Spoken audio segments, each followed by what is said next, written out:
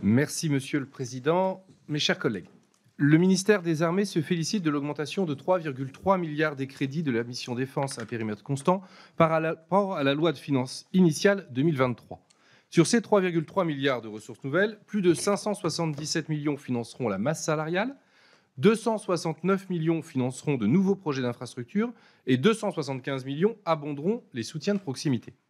Je me réjouis à mon tour de cette tendance générale au renforcement des services de soutien, services les plus sacrifiés par une décennie de sous-investissement dont le ministère des Armées peine à se remettre. Pour autant, dès lors que je me penche plus en détail sur l'état général des services de soutien, plusieurs ombres assombrissent le tableau. Les sujets d'inquiétude ne manquent pas au moment où les armées doivent se préparer à toutes les hypothèses, y compris au retour de la haute intensité en Europe. Que dire de la centaine de praticiens de la composante médecine des forces du service de santé des armées qui, cette année encore, manqueront à l'appel? Que dire encore à l'école de santé des armées d'un taux d'attrition en cours de scolarité compris entre 30 et 40% des étudiants? Que dire de la fragilité observée sur certains stocks d'habillement du service du commissariat des armées ou des renoncements à certains travaux d'infrastructures structurants au service de l'énergie opérationnelle, faute de crédits suffisants? La première partie de mon rapport revient dans le détail sur l'ensemble des équilibres budgétaires des services de soutien relevant des programmes 178 et 212 dont j'ai la charge. Pour chaque service, des points de vigilance sont identifiés. J'ai d'ailleurs le regret de déplorer que certains de ces points de vigilance ne font que renouveler les points de vigilance que j'avais déjà eu l'occasion d'identifier dans mon rapport de l'an dernier. L'an dernier, j'avais notamment déploré la faiblesse récurrente des hypothèses de construction budgétaire du PLF fondées sur un cours moyen du baril de Brent significativement inférieur au cours réel observé. Pour mémoire, la différence entre l'anticipation de 2022 du cours de Brent et son évolution réelle avait causé la consommation de 2/3 du budget du SEO à la moitié de l'année 2022. Cette année, l'hypothèse de construction budgétaire du PLF est fondée sur un cours du baril à 86 $, alors que le cours moyen observé actuellement est déjà de 90 $. Si cette hypothèse me semble plus réaliste, il faut le dire, que celle de l'an dernier, je compte quand même déposer un amendement afin d'abonder les crédits des 3 armées consacrées aux dépenses de carburant afin de prévenir le SEO contre le risque d'une envolée des cours du baril de Brent.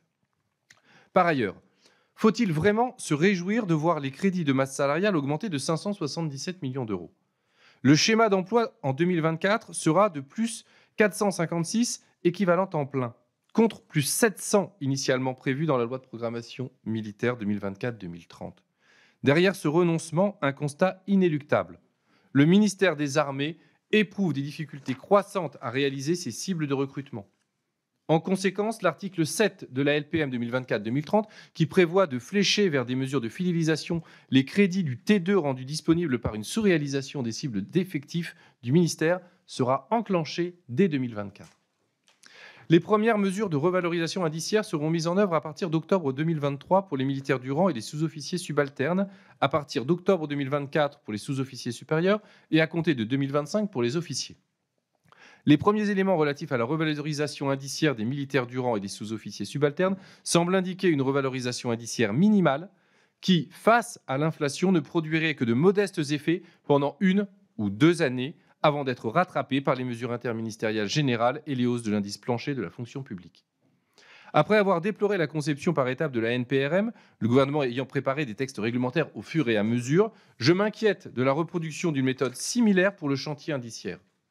Pourquoi ne pas dévoiler les évolutions projetées de la grille indiciaire des officiers avant même de mettre en œuvre la grille indiciaire rénovée des militaires du rang? Comment s'assurer de la cohésion de l'ensemble des grilles révisées et garantir, in fine, qu'un militaire du rang trouvera un intérêt significatif à devenir sous-officier et peut-être même officier dans une logique d'escalier social si chère à nos armées? J'imagine que notre commission ne manquera pas d'occasion au cours des 2 prochaines années de revenir dans le détail sur ces enjeux qui font l'objet d'immenses attentes de la part de la communauté militaire. Vous trouverez dans la première partie de mon rapport l'évolution précise des crédits budgétaires relatifs à chacun des services de soutien relevant des programmes 178 et 212, ainsi que l'évolution détaillée des masses budgétaires relatives aux ressources humaines de l'ensemble du ministère des Armées. Je voudrais à présent évoquer la seconde partie de mon rapport qui porte sur le thème des ressources humaines et du soutien des forces de souveraineté stationnées dans les Outre-mer. En effet, Alors que la LPM 2024-2030 prévoit une remontée en puissance des capacités des forces de souveraineté dans le cadre des points d'appui ultramarins, j'ai souhaité mettre en lumière les enjeux de soutien associés. Je me suis rendu en juin dernier en Polynésie auprès des forces armées en Polynésie française. J'ai pu y échanger avec l'ensemble des composantes des forces sur place ainsi qu'avec l'ensemble des services de soutien de la base de défense. La Polynésie est un cas d'étude particulièrement intéressant car il concentre et exacerbe beaucoup des difficultés habituellement rencontrées par les services de soutien ultramarins. Insularité, coût de la vie exacerbé, conditions climatiques éprouvantes pour les stocks, pression foncière maximale, difficulté voire impossibilité des conjoints à accéder à l'emploi, distance avec l'Hexagone, 21 heures de vol en moyenne et 12 heures de décalage horaire, élongation territoriale majeure au sein des 5 archipels de Polynésie française qui s'étendent sur un territoire grand comme l'Europe. À mon retour dans l'Hexagone, j'ai auditionné en visioconférence les 4 autres forces de souveraineté autour des enjeux RH et de soutien dans les Outre-mer. Plusieurs constats en ressortent. Le modèle des soutiens Outre-mer présente incontestablement de nombreuses forces. La principale consistant dans le fait d'avoir un commandement supérieur des forces armées Outre-mer qui soit à la fois chef militaire et chef des soutiens.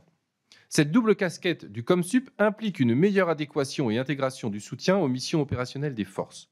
Cette configuration ultramarine est féconde pour penser la réforme nécessaire des bases de défense en Hexagone, dans un contexte de rapprochement indispensable entre la chaîne des soutiens et la chaîne opérationnelle. En dépit de ces forces, la résilience des services de soutien dans les Outre-mer est inégale.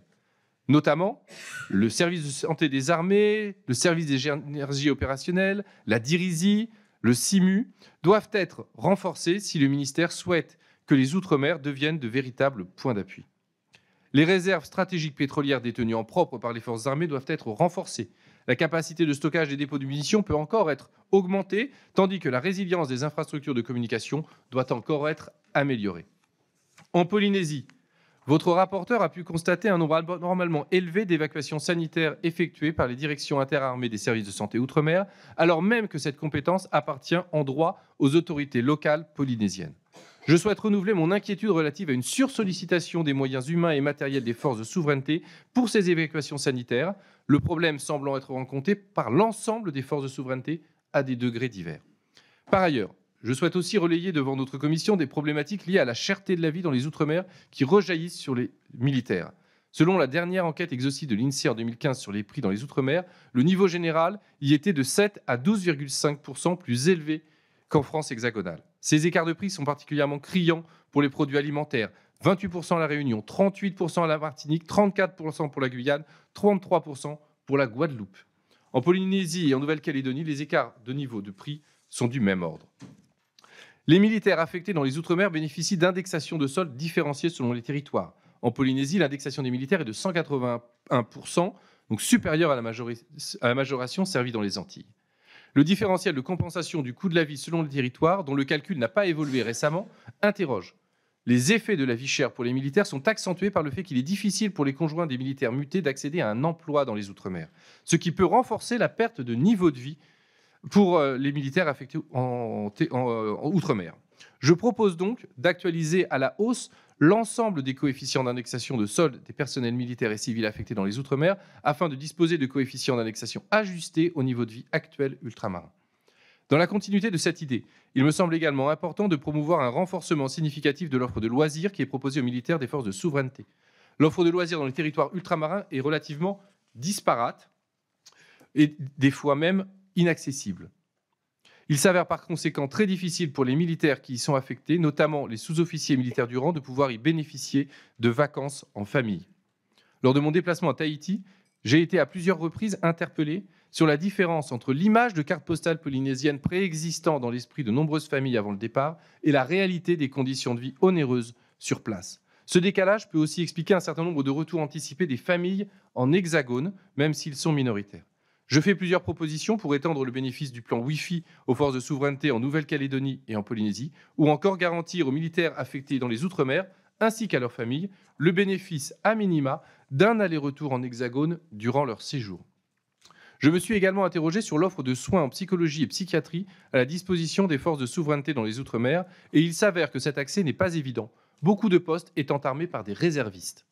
Parce que bien souvent, l'Outre-mer exacerbe les problèmes individuels plus qu'il ne les résout, il importe de disposer d'une offre de santé adéquate et d'une réelle politique de loisirs à destination des forces de souveraineté.